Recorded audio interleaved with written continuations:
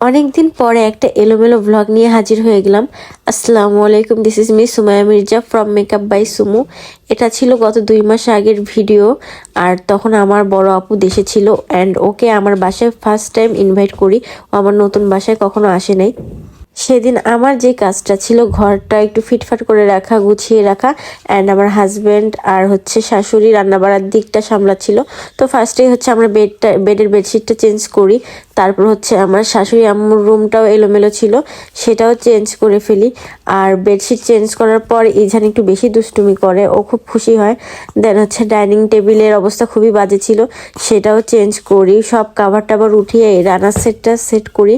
And এই রানার সেটটা কিন্তু আমার বড় আপু আমার বার্থডেতে গিফট করেছিল।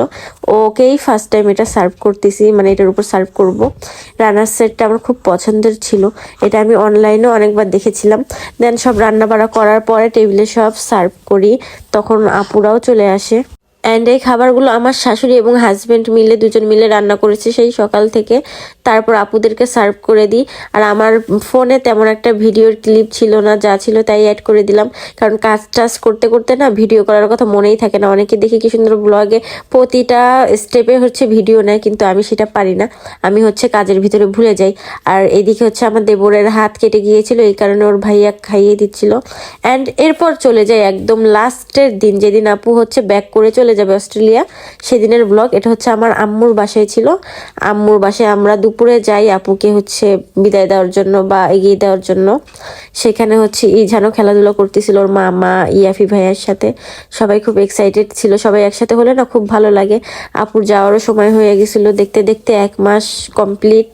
চোখের পলকে কিভাবে দিনগুলো চলে যায়, মনে হলো সেদিন আসলো সেদিন চলে গেলো।